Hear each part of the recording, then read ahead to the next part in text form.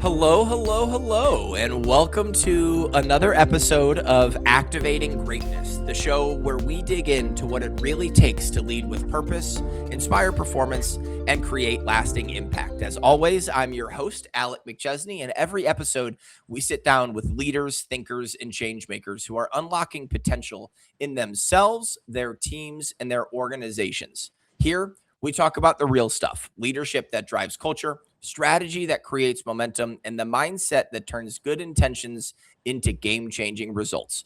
Because greatness, it isn't a title, it's a choice. It's something you activate every single day. So thank you. Thank you for listening, for showing up, and for being part of a community of leaders who refuse to settle for good enough. Now, let's dive in and meet today's incredible guest. Today's guest is Maggie Reed, Vice President and Business Leader at Gilbane Building Company. With more than 20 years of experience across construction and design, Maggie has led complex projects in healthcare, laboratory, and higher education environments across the Mid-Atlantic and Southeast. Today, she leads Gilbane's Richmond, Virginia office, where she focuses on growing teams, strengthening client relationships, and delivering results in high-stake environments. She's known for her process-driven leadership style, her commitment to people, and her belief in what she calls relentless resilience, the ability to show up, solve problems, and move forward no matter the circumstances. And that's what we're going to talk about today. We're going to talk about what relentless resilience really means, how leaders build it, where it can go too far, and how authenticity and perspective shape leadership in one of the toughest industries there is. Maggie, I'm so excited for today's episode, and everybody that is listening knows that I can get away. I can get carried away. I want to just start asking you a ton of questions. Before we do that, I would love to have you, maybe introduce yourself a little bit further for those who are not familiar with Maggie Reed yet. Sure. One, thank you for having me on this podcast. It's awesome. I listened to a bunch of episodes earlier, and there's a couple people who have just had some absolute gems about the way in which they look at the world, the way that they think about it, and how we deliver work, no matter the industry. So I think it's really cool that you're finding people who kind of do things all over, and it's not about necessarily what it is that we all do exactly the same. It's about those threads that allow us to tie those things together in order to be better kind of as we grow. So thanks for having this podcast. Thanks for having me on. Oh, Maggie, I didn't even pay you to say that. And now it's a LinkedIn snippet right out of the gate that I am so excited to share. I appreciate it. And it's also one of the reasons why I was really excited to have you on the podcast. I actually sent out a note to our team internally here at Velocity, and I said, "Hey, everybody, it's Women in Construction Week, and I know that we have some fantastic clients within the construction industry, and there are fantastic women leaders at those organizations. Who can I interview?" And one of our team members, Jennifer Ganley, instantly said, "Here's Maggie's profile on LinkedIn. Go check her out, look at the content, and then have a prep call with her." And Jennifer was right. I instantly fell in love with your LinkedIn content, how consistent you are, the stories that you are telling.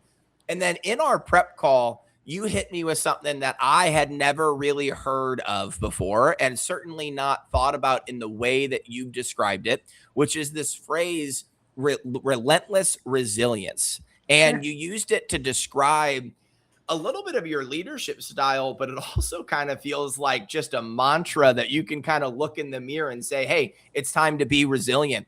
I'm curious, for those who are listening, what does that phrase actually mean to you? Yeah. And how did that take shape over the course of your career? Yeah. So I used to tell people whenever I was on projects, and then, thinking about our clients, thinking about how we coach our people, communicating with our teams, that we've got to relentlessly communicate, right? Relentlessly communicate. And then we've got to find resilience.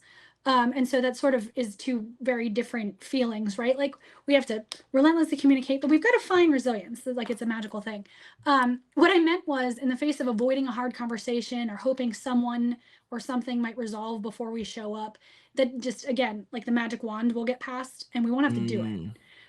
So instead, right, especially when it's hard news or it's difficult news or it's something that we're grappling with, you're probably going to have to say it, and then you might have to say it again. And then you might have to say it a third time, and then you may need to ask if anybody understood what you're saying and try again, right? So never being afraid to approach a conversation, continuously making sure that what you're hearing is what it is that somebody's saying, right? This idea of just relentlessly communicating. You see a closed door, that's okay, right? find out why the door is closed. Maybe they're just not that interested in your talk today, and maybe you need to come back another day, right? But at the end of the day, you don't get to go away just because the door is closed. It's our Mm, responsibility to communicate what it is that we see, and that's what we owe our clients, ourselves, and our staff, right? So then paired with that, the number of times you got to run at a door, right? You got to be a little resilient. yeah. So if you find yourself in a situation where you're having a conversation and you're like, man, I've already said that, you got to be able to bounce back, right? Mm, So when you're rebuffed or the conversation doesn't go your way or have the outcome that you want, and you got to be assertive about that, right? So at the end of last year, I was writing what I hoped for myself for the next year while I was preparing for this awesome panel I got to be part of. DC has something called the Women in Construction Conference, and I got to be part of this panel that had a couple of different leaders from construction organizations. And, fascinatingly, all of us had been at our companies our entire careers, which is wow. interesting, right? You often Yeah. hear you've got to move around to become leaders, but all of us had been at our respective companies for our entire careers. And as we were talking about it, the words relentlessly resilient sort of flowed out of my pen, and it's actually written on the board behind me. And I was like, well, that's interesting, right? Because being relentlessly resilient captures all of those aspects in one thing, right? If you Mm, think about it from a sports analogy in rugby, when you get hit or when you hit somebody, if you knock the ball on, if somebody takes the ball away from you, right? You've got to get up and make a decision about what to do next. You don't just mm, lay around, right? Go, oh, that sucked. I guess I'll just lay here, right? Sometimes you're hopping back up and joining the team. Sometimes you're stopping, you're looking for what space to move to next. Sometimes you're just sprinting as fast as you can to go make that try-saving tackle because you're not getting the ball stolen from you and they're going to score. Like, that's just not what we're going to do, right? mm, So, how is it that you're going to make that decision? Because you have the belief that you can do something no matter what, and it's going to be okay. mm. Whew. And the rugby example, I'm like, let's just turn this into a rugby podcast We right out of the could. gate. It'd be amazing. I adore this mindset, but you don't just wake up with this one day. It is something that is built, and certainly your athletic career probably had a lot to do with it. But also, you are a female leader, a woman leader in an industry that is new to, right? That has Mhm. not necessarily always been the case. So I'm curious, how did this take shape? Like, we talked about this last year, and obviously the words flowing from the pen, and you got Yeah. into that Zen space and you wrote it. But it feels like something that you've modeled your career off of. It's helped you get to this role. What was that like? If you look back at Maggie 10 years ago, 15 years ago, 20 years ago, what were some of those Yes. things that you were learning to get to this level of resilience? Yeah. So, one, I've been dogged my whole life, right? There is an element of that. My sister and I joke about it. Tell us we can't. I'm super Yeah. excited to tell you how we can, right? Like Oh, I love there it. is an innate nature to us that both of us feel that way. I can remember when we were kids, we were at a ballpark and somebody took the football and like ran into the boys' room, and my sister's immediate reaction was running into the boys' room. Like, Yeah. I don't care. So I know that there's a degree of comfort people have with that, which is important, Mm, right? Because especially whenever you're considering how you're going to coach resilience, you've got to recognize what somebody's natural kind of sensibilities or comfort around this idea are. It's not to say that people aren't resilient. Some of the most quiet individuals are the most resilient individuals you've ever met, right? yeah. But you can have a loud in your face, like, I'm going back out there, here I go. And you can have somebody who's like, I've written this letter, I've contemplated all of the ways in which this is correct. I'm going to send it and then I'm going to follow up with a meeting. I'm like, man, Mm, that is fantastic. Like, that is a completely different way than I would go about it, but you are still approaching and taking care of the thing the same way. So I think to some degree, when I think about like what our teams do every day, where we're improving safety, reducing risk, creating spaces that support the communities that we live and work in, whether it's our trade contractors, mm, ourselves, the actual places we're building for, right? It's those small choices where we come together and find positivity that tend to increase that ability to be resilient. So, like the mm, example that I would give, resilience is about right protecting people. It's about maintaining quality. It's about making the right calls under pressure. And the hard part is you like think to yourself, what's the right call? mm, Right? So I have this, I grabbed it so I could bring it over here. This great little thing, and it says, remember, there is no such thing as failure. There is only learning. Sometimes you will end up learning what doesn't work, and that's okay. And sometimes what seems like a terrible failure will turn out to be the best thing that ever happened to you. And the result will be better than anything you have ever imagined. So freaking relax already.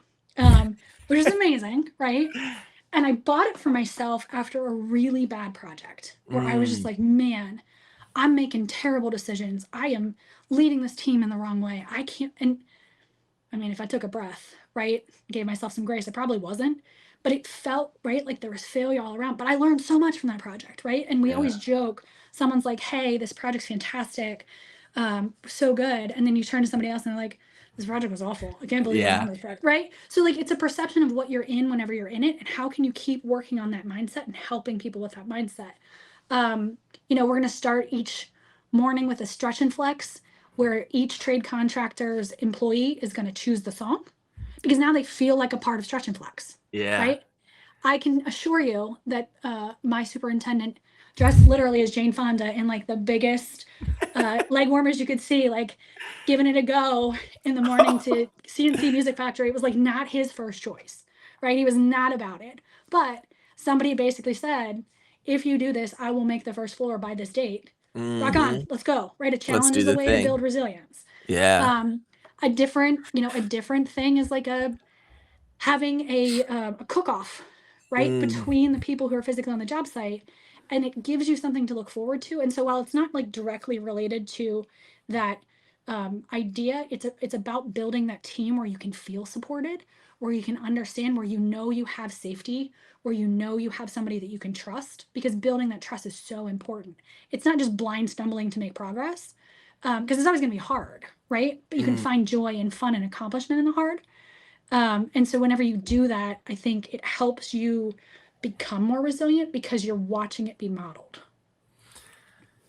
I mean, Maggie, that was just so much good in that answer. I'm like, I there are so many directions that I want to take us, and I want to just throw away the outline that I sent you and ask Yeah, like 17 bad podcast questions right out of the gate. let's do it.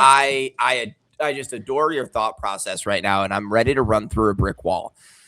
I want to ask a question.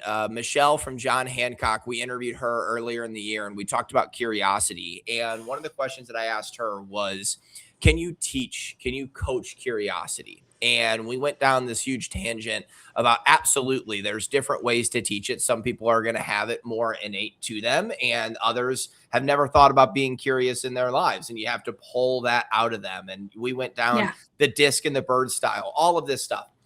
It brings me to this question to you. yeah, How do you believe? I'm going to start here. yeah. Do you believe that you, as a leader, can coach resilience even into those individuals who, at their core, have no interest in being resilient at the individual level? Do you believe that you Yeah. can coach it? So I think you can always coach resilient patterns, and that you can coach Mm, a team in particular to be resilient together. So you don't need every single person. I mean, think about it as a team, right? yeah. I didn't need to be the fastest player on the field. I was not. I will never be, right? But I needed somebody who was fast on my team. So Mm, what you're looking for at times whenever you're building those teams is, do you have the right mix of sort of, you know, you might have someone who sort of looks like a perennial Eeyore. That's okay, because I can assure you that person is checking everything you put out and it's right. yeah. Right? I need that person because my eternal optimism of like walking in and being like, it's going to be fantastic. I'm like, I do, guys. Uh, no, it's not. Have you tried to fly to the moon before? Do you know how much fuel you'll need? Right? Like you need every one of those characters in order to make sure that you're doing it correctly. But I think you can coach resilient behaviors. For example, getting an answer that you don't want, Mm, right? A project ends up being canceled. And take business development, right? They're just and essentially, right, someone who needs to solve, do, achieve. And mm, their project gets canceled, and they have now, in their mind, wasted hours and hours. On top of that, it's going to hit them in the pocket, right? There's a financial piece of this. Like, that's a lot of negative feeling that can exist. So, what can you tease out of that? You can tease mm, out, all right, but you made connections with these people. As a result, we learned about this. We had the ability to do Y. Can you give me something positive that came out of this? Right. So you can model conversational topics to try mm. and help people. We had on that one project I was talking about, for example, we had a agenda that looked like, tell me something good that happened this week. I love Tell me that. something. Tell me Yes. something that you're stuck on, right? What can we do together to get past that? But you always started out with tell me something good, because what are you stuck on could be like, right, 9,000 pages long. Right. But if you keep recentering, right, we just did an event on Tuesday with Richmond Women in Design with these two incredible women, Maggie Schubert, she runs a design house here, and Ashley Williams Hillman, who does this like wellness collective, so incredible. Both of them, study yoga extensively, and they have this, entire concept of like when you center yourself, like when you feel yourself getting out, and you ground yourself and whatever it is that is your touch or your feeling or your breath pattern, like whatever it is that you do. And we're sort of talking about those skills. But the reality is, right, you find yourself in situations where you feel so panicked. In order to be resilient, you often have to take a step, take a breath, and then go run. I think we get confused sometimes that resilience is just popping back up and running, right? Yeah. But even in my original analogy, it's about making a decision for what to do next. And sometimes we forget that we have to make a decision about what to do next, not just repeatedly run into the wall or continuously hit it to the shortstop who's going to always beat me because I'm not very fast, right? Like that's not my best play. Yeah. And also, I'm not a bunter. Just as it's interesting, Maggie, because your initial answer lended itself to saying, no, you don't have to coach it to everybody because you need these different team members, which I loved the infrastructure of the team. But then you kind of walk through a framework for everybody to have some version of resilience in them. I love the tell me something good, tell me something you're stuck on, and then how do we help? But also when we lose a project or we lose an opportunity or there are setbacks, you can build into the process of a debrief, of a deconstruction of a project and say, okay, where did we go wrong? What happened? What could we have done better? And even through that process, you are going to naturally see some of those positive outlines within it. And, I grew up through journalism. And so I always joke that everybody hated me because if I tried to make a phone call at 9:30 at night to try to get a quote, they would tell me to shut up and hang up the phone.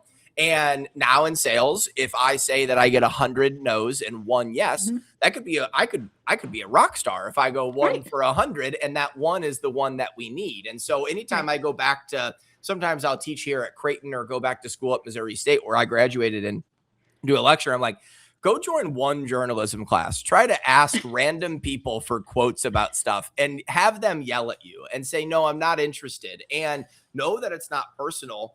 You just have to learn to understand that not every door is going to be open at the exact time that you're trying to open it. It might just not be the right time, or it might not be the right door, right? There's so many different angles within that. And I feel like within construction, that is an everyday. I mean, it's so complex. There's so much pressure. There's setbacks. And I feel like I can't see a single statistic about construction right now that doesn't have a little bit of a negative lens in terms of the amount of jobs that are available, the people, we're off budget, we're off time. So like, you have to do this this is like mandatory. So it's funny that you say that. One thing that we find ourselves in on a regular basis, right? So we'll be having the best year we've ever had. We'll be crushing it on this project. You'll walk in and you'll be like, hey, project team, walk me through what's happening right now. And out of the gate, it's like steel contractors behind. Okay, that's not what I asked. That's not what you asked at all. By contrast, right? Steel contractors way ahead, and as a result, metal panels are behind. All right. Let's take it down like 1,000 notches, right? Like, cool. I'm sorry that's, and again, right? It's the thing that's because at our core, one of the things that makes construction really fascinating is it's a people problem solving industry, right? To this day, we've never figured out, I say never, you'd still have to be suspended, but like the roof does not float in air and then you build the walls underneath it, right? There is a process. It replicates itself time and time again. We have new facilities, new industries, new technology, new da-da-da. I just immediately, as I said, we don't suspend the roof. You could hold it with a drone in place, right? And then build it. But like, that's not really the same. You'll still have to build it before the roof can come, right? So there's replicable processes. But I built a project and we talked about this a little bit, right? Where like leaders strongly disagreeing on what's possible and kind of what that looks like, that concept. It's fascinating, right? When somebody is wholly convinced this is not going to work, and somebody else is like, nah, man, you got to do it. Yeah. Right? Figure it out. Yeah. What does Maggie? I'm curious. As much as you want to share within that example, Mhm. you have that on a job site, you have that on a project, and Yep. one person is saying it does not matter. This is the expectation, and you have another person saying it does not matter. It's not possible. Walk us through as much as you're willing to share on that example, or just in Yep. generalities. How do we move forward? How do we actually test our resilience Yep. and get everybody to agree that there is a pathway forward and it's not what we're talking about here? Yeah. So I have two people that I worked with who I loved, right? They're both incredible. One is like one of the best bosses I've ever worked for, like kind of a walk through fire guy, right? Like if Mm, you were behind, he'd figure it out. He'd be like, "We're having a RFI posting party. I'm buying pizza. Everybody be here at 7 a.m. on Saturday. Maggie's behind." Now, yeah. there was an element of Maggie's behind, as in like, get your shit together, right? Like, let's go here.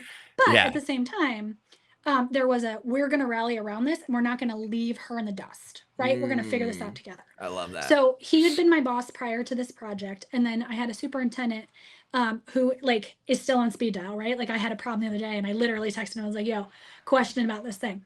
And to set the scene, right? Small trailer on a campus.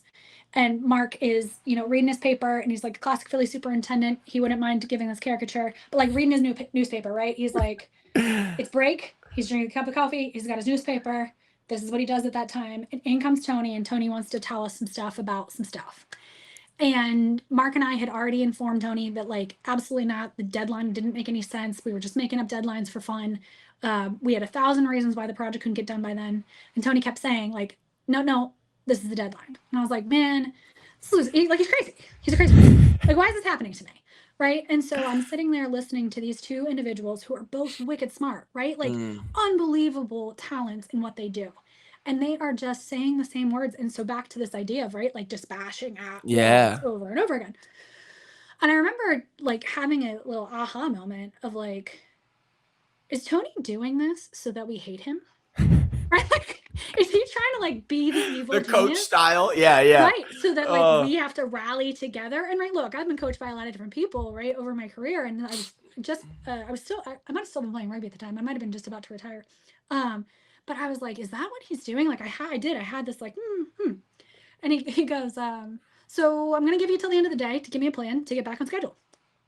And then leaves, which is not his style, right? Like it's back to this idea of like he's acting so different than what I knew him to be.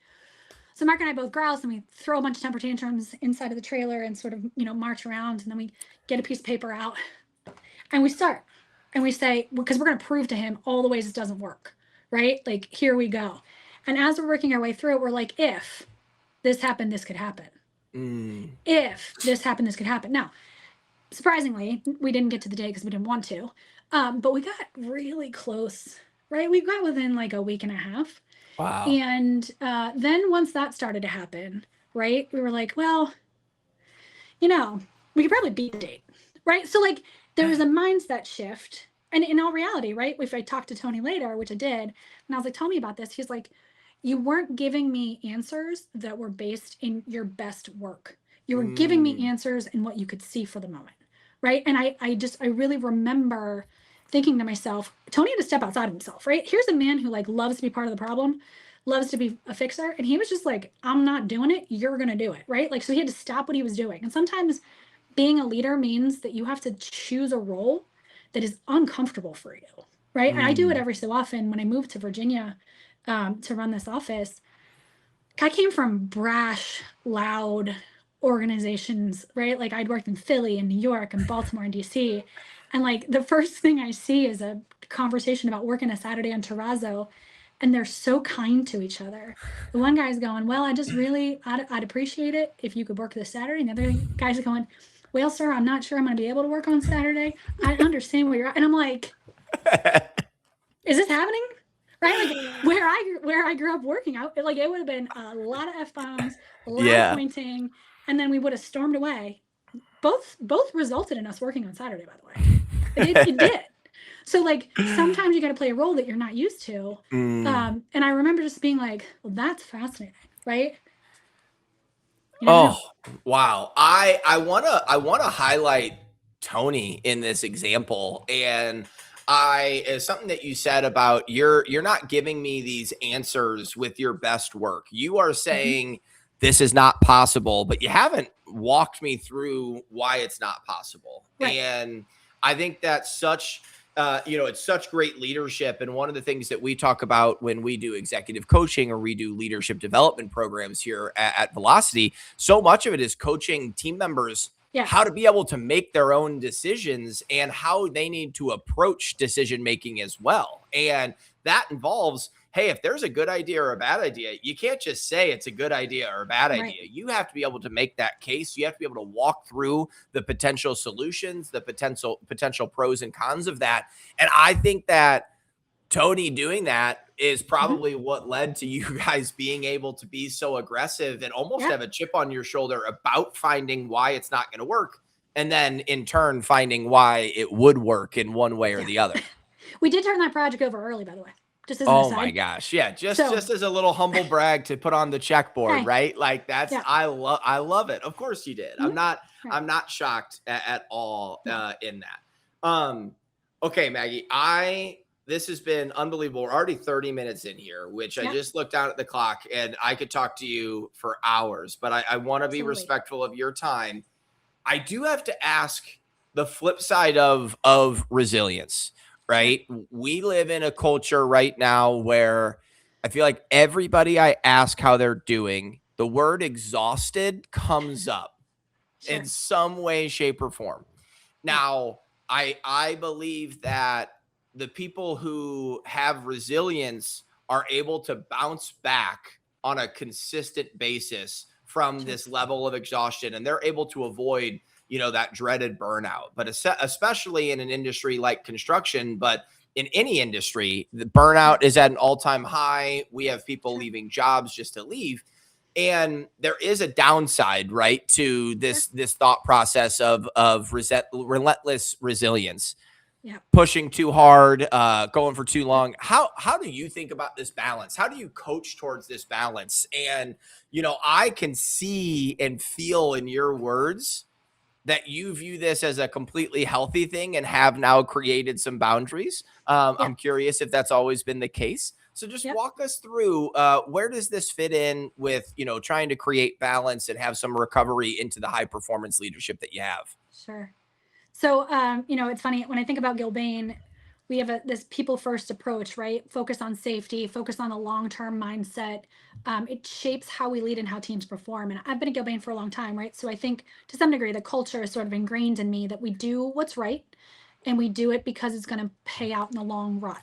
Mm, Um, you can't be people first if you think that picking someone up and just endlessly throwing them back at the same problem with no support or coaching or change is resilience, right? That's just setting somebody up for failure, right? whew.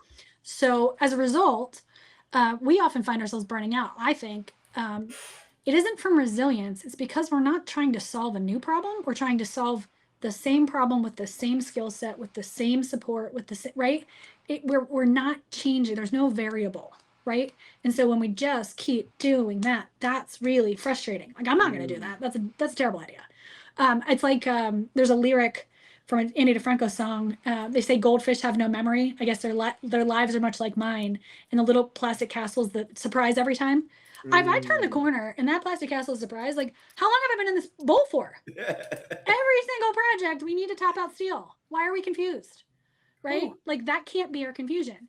What could be our confusion though is that when we, hit the top of steel, this detail that we all thought made a ton of sense from a safety perspective isn't what we want to do. Mm. Well, we should have probably planned better, but we find ourselves in situations like that all the time, right? Something changed, something shifted, all sorts of things happen. Well, now we're not solving, right, a problem that we were solving a minute ago. Now we're trying to solve a Mm. safety problem and a steel problem and a this. And so when we continuously approach problems as if they are the same problem without varying skills or thinking about it. So when we think about that coaching idea, right? If I have somebody who comes to me and says, I really have an issue with an employee. Uh, every time I ask them to do something, this is the result. Yeah. Cool. Let's talk about how you're asking. Are you asking or are you telling? Are you asking in writing? Are you guys having a meeting? Is that person setting the agenda? Are you setting, right? Like there's a lot of detail. And as somebody who's not a huge fan of detail, right? Whenever I got to get into like that real nitty gritty with you, it normally means that it's because I can't understand how you're thinking about things. So if we try to beat the level of the game that we're playing and we continuously run into the lava instead of figuring out how to like, right, jump over it, that's probably on us, right? We're probably setting that employee up for failure, which is going to lead them to burnout, right? So what we got to do is we got to step back. It's back that decision making, right? Like you just got hit, get back up, look at the field first. Is this employee who you keep telling the same thing, are they having a personal issue? Yeah. Right? I mean, you know, I have a couple of examples in my recent career where somebody's house burned out. That's a really terrible thing to go through. Yeah. And if we're like, hey, I called him at 6 and he didn't know what I was talking about, because at 6 he was meeting the adjuster for the first time, right? Let's take a breath and bring it on down a notch. Right? Yeah. Like there's so many times that taking a step back is not an admission of failure. Taking a step back allows us to evaluate, see the field better, and then decide what to do. That being said, not deciding, not an option, right? That's just not in our lexicon. So we do that too. That's the other side of the burnout, I think, is when we're just holding the object. I have a note somewhere around here that said, just decide already. I had an issue about something that's happening. And unlike me, I was holding that. Yeah. It's exhausting. Right? For the 3rd week in a row. And I go see my wonderful therapist who I love. And I'm like, XYZ problem. And she was like, cool. We've talked about this for 4 weeks in a row now. Yeah. Right? And I'm like, incorrect. Right? Like, I'm like ready to fight. It's not true. And I call my sister, who I like love her to death. She's the best. She's like, this is, like, did you want me to? Yeah. What side do you want me to be on right now? Yeah. Right? Yeah. What role? And I was like, give me the truth. And she was like, she's right. Like, you've talked to me about this at least 6 times. Wow. And I was like, yikes. Right. I didn't realize I was failing to decide. And I was failing to decide about that thing. To be clear, it's not earth shattering. It's not life changing. Right. Like, I have a friend that worked in supply chain, and they had a mural on the back of their warehouse that said, we don't save lives. We just ship couches. The same thing is true in construction, right? We're not saving lives most of the time. Yeah. We're just building a building. It's not that deep. Yeah. So the stress and pressure that we're adding to ourselves in so many industries, right, is because we're adding a layer to it. This is Maggie Reed's unsolicited opinion. We're adding a layer to it that we are crushing ourselves with the need to be so at it all the time. When again, take a step back and reanalyze. Maybe you're not the right person to talk to that person, right? Maybe you just quite literally need to go have somebody else have a conversation with them about their work style. That person can translate it back to you better. And oh my God, all of a sudden we're so good, right? Yeah. I think a lot of the time when we think about balance, we're like, that means we got to stop and start. Right. Yeah. So you asked about boundaries. Just segue into that. I've been terrible at boundaries many times. Right. Like, again, I love to go. If I get to go, I get to go. I met a good friend here. She works in the economic development department. We met for coffee and she's like, I'm going to ask you a question. It might sound weird. She's like, but you like your job. And I was like, I love my job. She's like, but you like jobs. Like, you like being employed. And I was like, I do. Right. And so I joke, right? The idea that you like doing things. I have other friends who are like, stop saying yes to stuff. I'm like, what else would I do with my time? Right. So right. I love that, but that's a lot, right? That's a lot for me. That's a lot for my family. That's a lot for my coworkers. Yeah. Right. That's a lot for my leadership team, because if all I ever do is go, we're going to do this and we're going to do this and we're going to do this. And I love this idea. And right. So many amazing ideas. But there is a finite amount of time in the day, and there's a finite amount of energy that you can ask of other people. Right. Right. So balancing all of those things and trying to like just then gut check yourself, which is again that taking a step back and being like, am I doing this right? Right.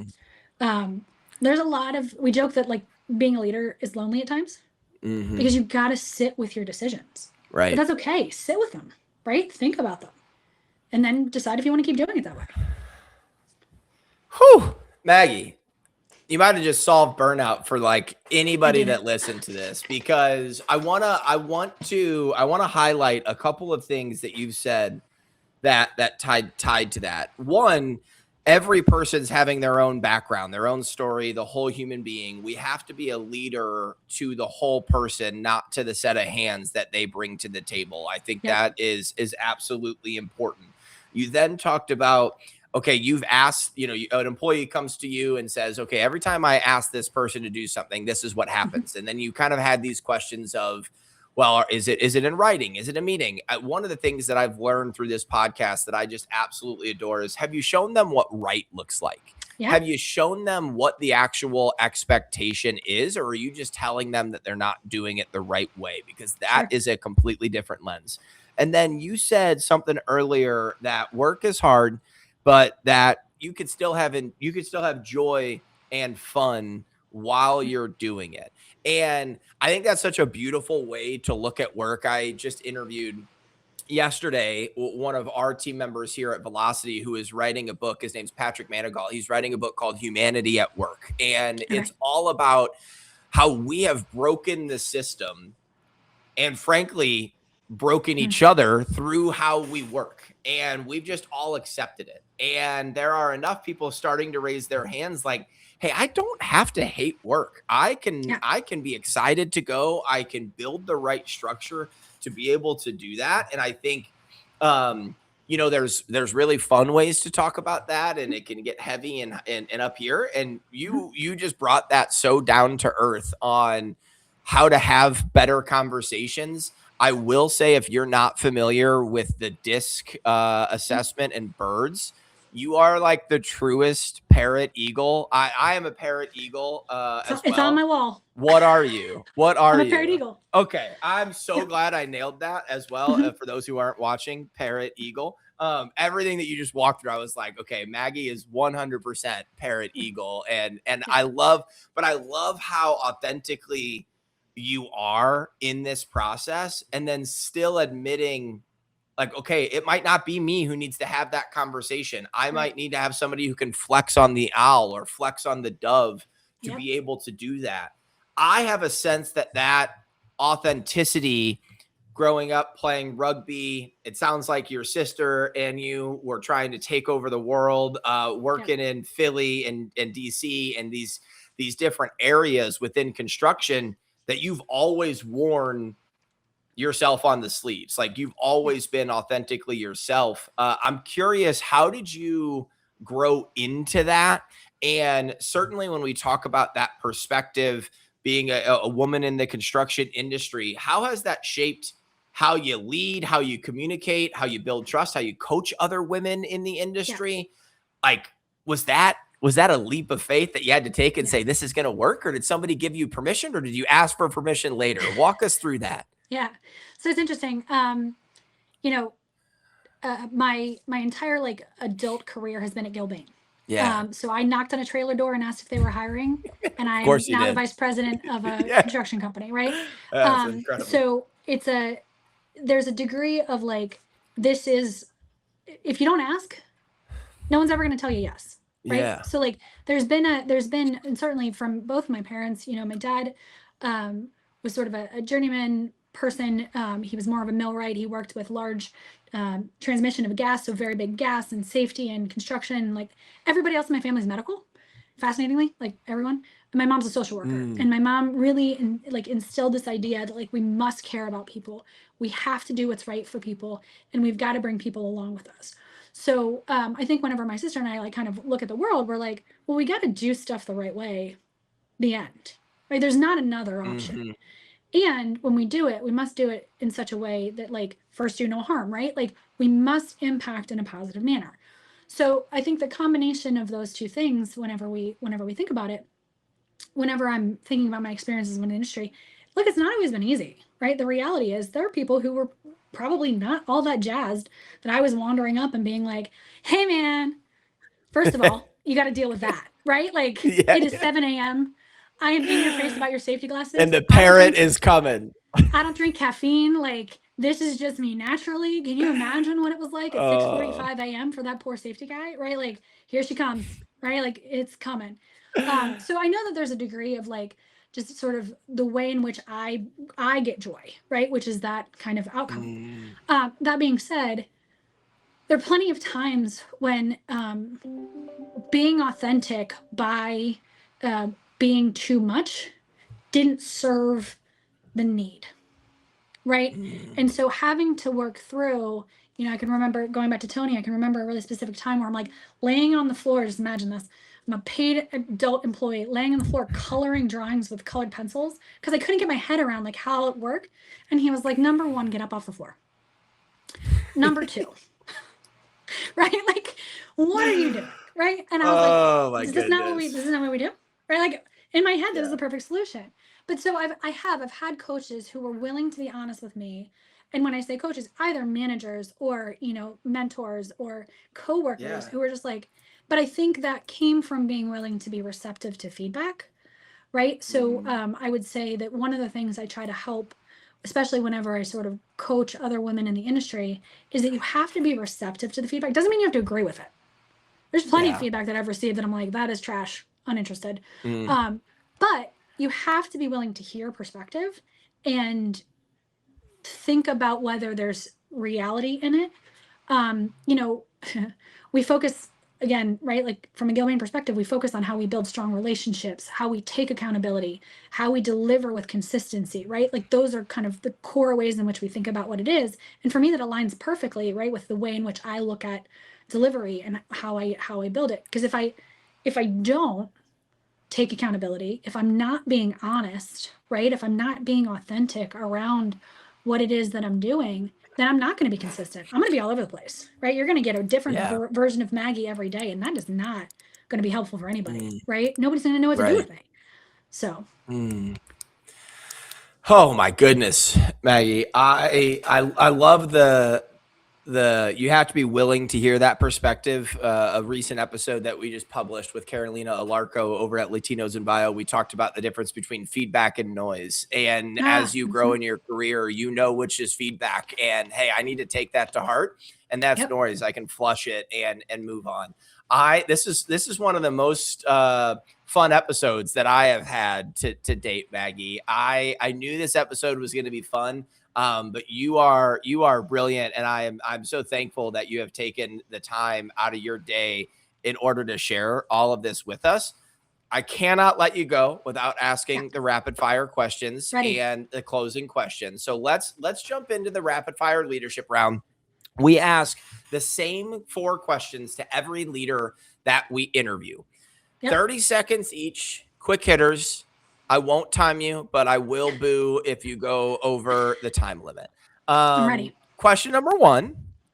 What is one leadership habit that you rely on every day, no matter what? Fact or feeling.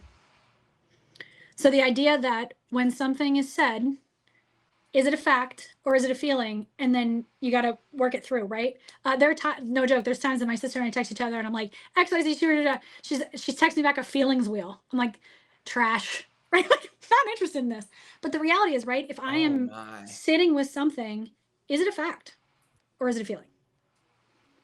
Whew. That needs to go on a wall. I absolutely love that. I have never heard anybody describe that. Fact or feeling. I love it. Question number 2. What's the most underrated skill that a leader needs to be successful today? The ability to ask a clarifying question that is not leading the witness. So you can ask a question that gives you the answer you want, or you can ask a question that gives you information. You get to choose that every time, right? So I can walk in and be like, hey, I've been thinking about this idea. I'm really interested in your opinion about my idea that I'm bringing to you. Separately, we're trying to solve this issue. I don't know if you've ever thought about this. How would you solve it? 2 different answers, likely. Way different. Whew. Both under 30 seconds. Both unbelievable answers here to start, and 2 answers that nobody has ever given before. We'll see if you keep that train up here with questions 3 and 4. Question number 3, on the opposite side of the underrated skill, we're going to go to what you believe, or what is one thing you believe that great leaders should stop doing? Yeah. beating yourself up for a decision that went wrong. Because for me, the only bad decision is refusing to make a decision. Right? Because that in and of itself is still a decision. You just haven't done it. Like you took no active role in that. Yeah, spoken like a true eagle right there, Maggie. I love I want to there's two parts to that to that lesson though. The first is we got to be better at giving ourselves grace in general.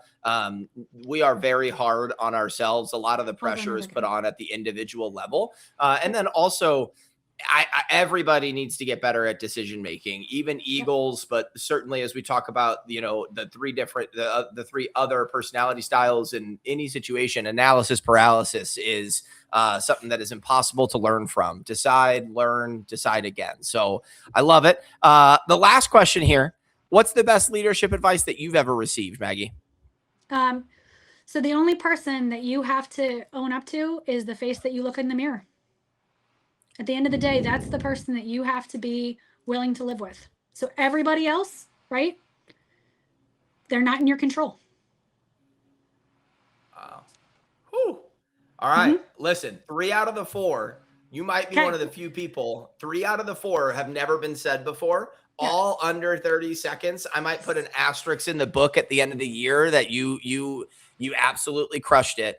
The last question, and then I'm going to give you a chance to wrap up with something fun. But the last question is, who do we interview next, Maggie? We're building this Activating Greatness podcast. There's been so many great leaders, as you mentioned in your intro, that have been on the podcast. Who is somebody that is doing great and meaningful work that others can learn from that we should interview? Yeah. So Utibe Bassi, she is the vice president of customer experience at Dominion Energy. She wrote this really cool book called Love is a KPI. And, basically the concept is it's evident in what we prioritize and optimize, right? If you're a product manager, if you choose what genuinely adds value to the user, you're doing it from a place of love, from capturing what it is that it means, not just because it's speed, right? So the way in which she talks about, right, the idea that, kind of back to your comment about humanity, right? Love is in fact a KPI. And I find her fascinating. I love everything that she says. I love it. Well, I hope that she's going to love this video because I'm going to send her a little clip of you hyping up the book and love as a KPI. I absolutely adore that. Maggie, before I get you out of here, what's the 30-second takeaway that you would offer to people? What's the message that you would like to leave with the Activating Greatness audience? We talked about a lot of fantastic stuff today. The relentless resilience. We talked about how to work with a team and how to understand feedback. I mean, really anything and everything. But where would you send people? What's that takeaway that you would really want someone to have from listening to this episode? Yeah. So I think the number one thing that I would want people to take away is the idea that you can define, right, what makes you resilient. You have the ability to choose kind of how you narrate that to yourself. And then your bounce back story is yours because you're the face that you're going to look at the end of the day, and you're going to be happy with yourself because you've made that choice. Maggie, it was like soundbite after soundbite on this episode. Everybody that's listening to the full length podcast is like taking notes this entire time, but I might have 7 videos that I'm posting to LinkedIn in promotion and preparation. I'll repost. I love a LinkedIn post. Hey, I know you do. And I can't wait to share this with the world. This is why we wanted to create this podcast in the first place. Shout out to Jennifer Ganley on the Velocity team for suggesting you, because she's going to get a couple extra bonus points because this was such a fun episode. It's why we wanted to create the show in the first place. Everybody that is listening to this, this comes out during our construction month, which is going to be second week of May. We're going to have a bunch of construction episodes in a row. Make sure you go and follow Maggie on LinkedIn, connect with her, send her a note that the Activating Greatness podcast is where you found her, what you liked about the episode. And then while you're doing that, make sure you sign up to receive the podcast. Make sure you leave it a 5-star review somehow, some way. Maggie's episode is going to be episode 33. Our goal was 20 to start the year, and now we're on pace for close to 80. The only way that's possible is the wonderful and brilliant guests like Maggie, but also the awesome audience that we have and the feedback that we continue to get and the response that we have to each episode. But I still have to prove that it works. So you downloading, you commenting, you reaching out to Maggie, leaving a 5-star review wherever you get your podcast, Amazon, Apple, Spotify, YouTube, that goes a long way. And the only reason we're able to do this is because of the community of leaders like you who refuse to settle for good enough. So Maggie, one last time, thank you so much for joining us today and sharing your expertise. Yeah. Super fun day. Yay. Awesome. Well, I love it. For everybody else, thank you so much for listening to another episode of Activating Greatness, and we'll see you on the next episode.